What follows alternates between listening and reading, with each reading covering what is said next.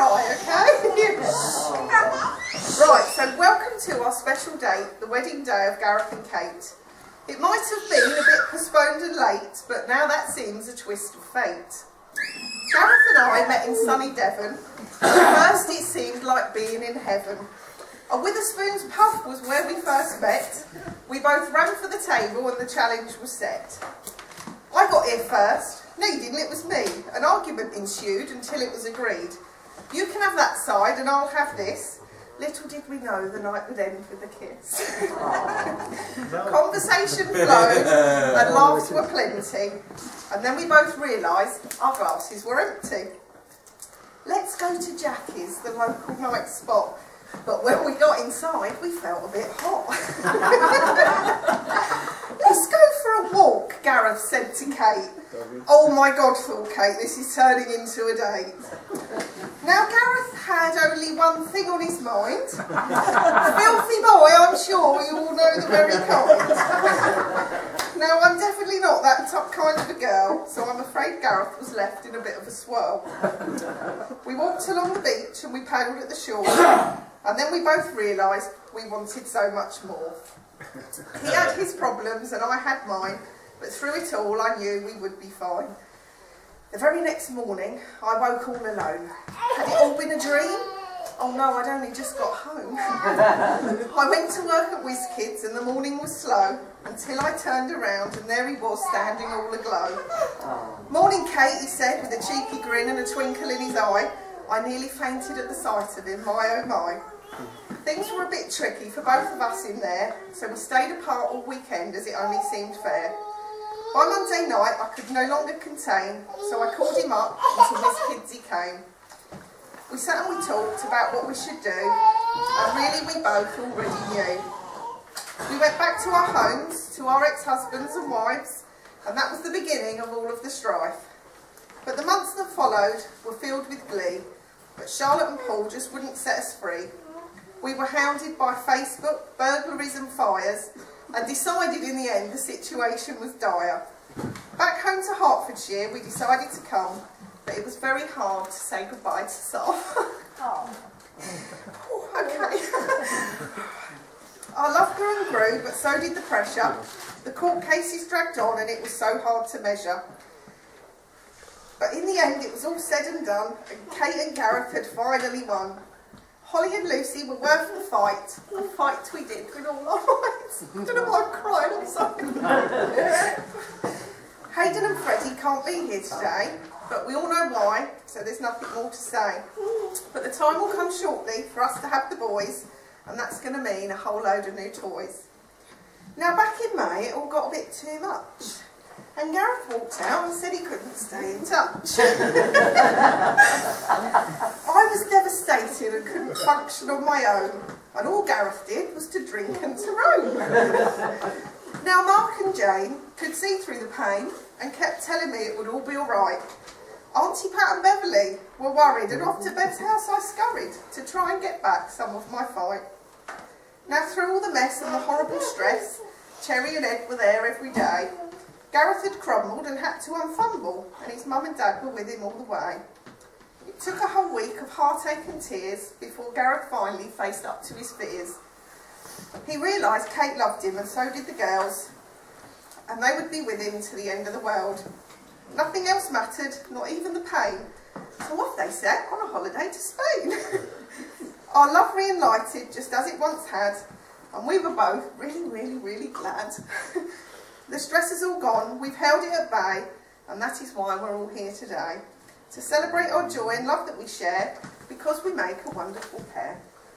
Gareth, I love you, more and more every day, and now there's simply nothing more to say. So please raise your glasses, and let's raise a toast to Gareth and I, your wonderful hosts.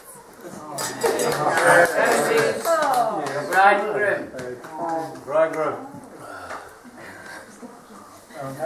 Well done, Kate.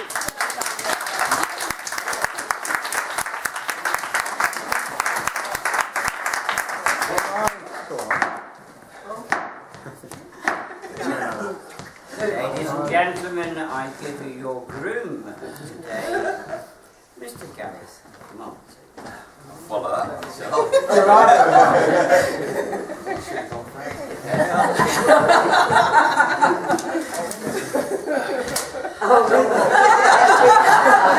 me a couple more sheets now. I'm looking busy. 4 pages. We're having words on that. Good afternoon, everybody. I suppose this is my bit I've got to do now. Unfortunately, Kate's mum and dad, George and Beryl, can't be here today. But I'm sure we're within their thoughts and they're somewhere rather hotter than here on a beach having a drink to celebrate and thinking of us.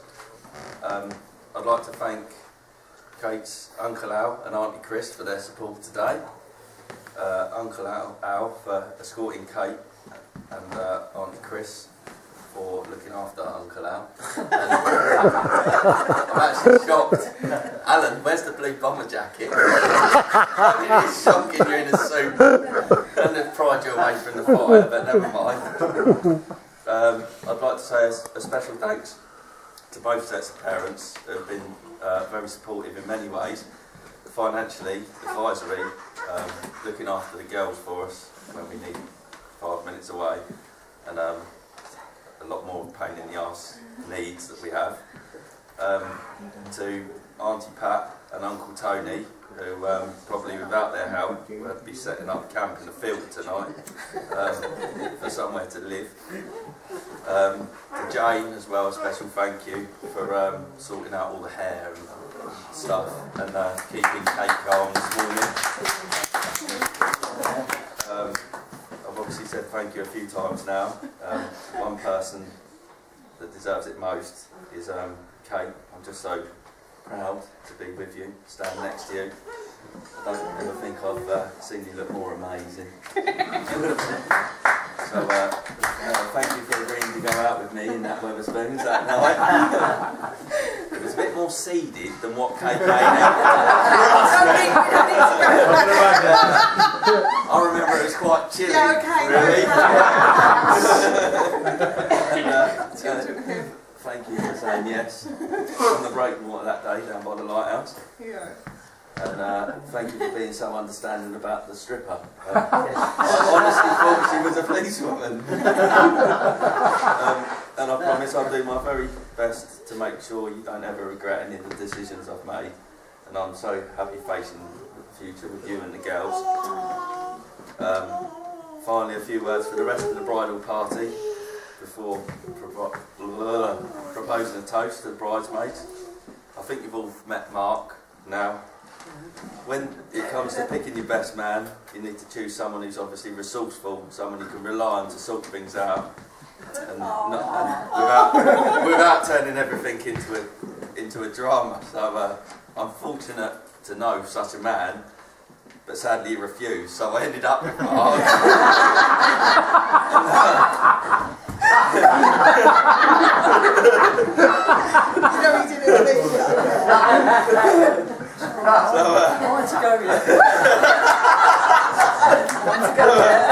Anyway, I'd just like you to know he can't shoot straight, his golf's crap and drinks like a girl. Thank you ever so much for being my best man. You've done a great job. And, that's all I can say. Yeah. My last thanks goes to the bridesmaids, Holly and Lucy. Who've made this day. Oh, and Lexi, sorry, not printed on here. I'm trying. Sorry. You can beat me up later, bye, big Fezzy. And made this day really special for me and Kate. So, ladies and gentlemen, if you'd like to raise your glasses to the bridesmaids and everyone else involved. Thank you very much. Bridesmaids. The bridesmaids. Am I doing the thingies now? Oh, I've got to do presents now as well, apparently. That's my bit. There we go. We've got a few things to give out. Jane, darling. Yeah. Jane, darling.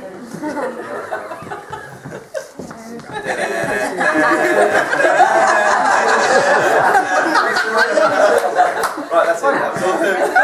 See you all come. This is for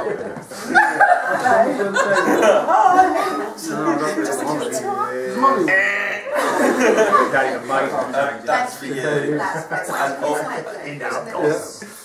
Also, there's if you'd like, not now, right now. At the end, one of the sets of roses in the martini glasses are yours and Mark to take home this evening. Lovely. All right. Tongues. Not today. Thank you. Thank you very much. There's obviously 2 sets of roses left, so Uncle Al and Auntie Chris at the end of the evening, if you'd like to take a set of the roses out of the martini glasses, and then Mum and Dad, if you'd like to take the last set, and then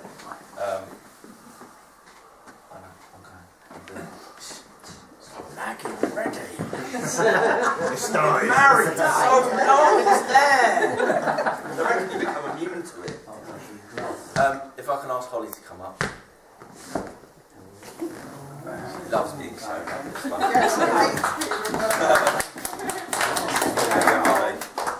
Alright. And then loose.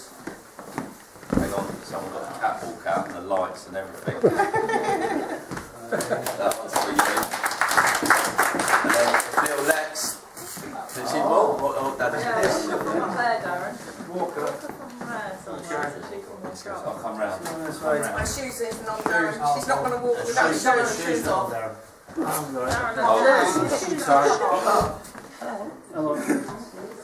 Put his shoe back on. What's he doing? Winding her up? She plays a metal drum in a minute. Right, go.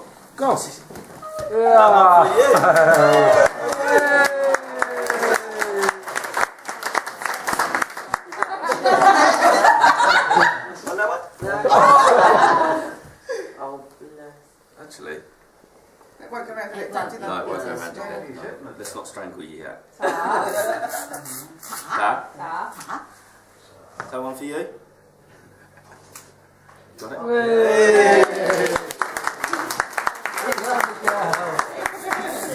And that's the end of my bit, everybody.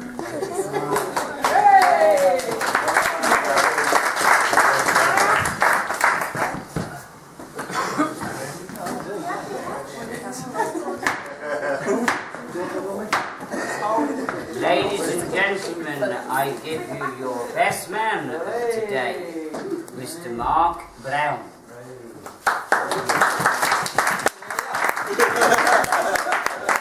Payback! Oh, it's going to taste so sweet.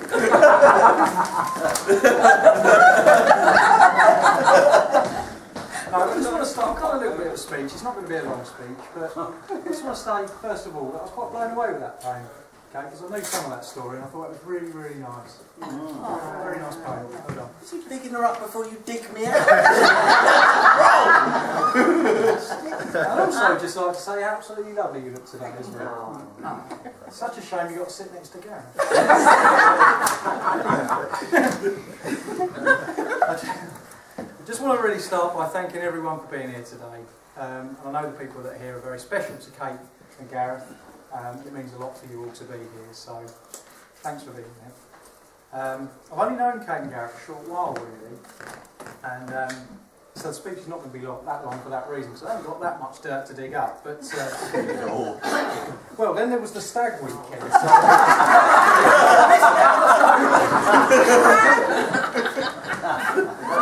no, unfortunately, I haven't got any bad stories about that. All that really happened was Gareth was crap and lost at everything.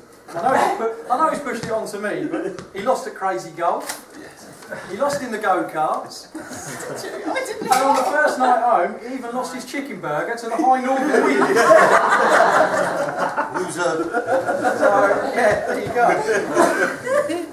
But seriously, what I have learnt in the few months, whatever, that I've known Kate and Gareth, they're both very kind, they're both very considerate people, and they'll always be there to help their friends. And I think that makes a sound and happy, secure place for a nice family union. And I think you're a great couple. So, well done. I'd also just like to say the tough times are behind you now, obviously what we just heard in the poem and all the rest of it, and it's time now to start enjoying your life together and build some nice happy times and start enjoying life. And that's all I'm going to say really.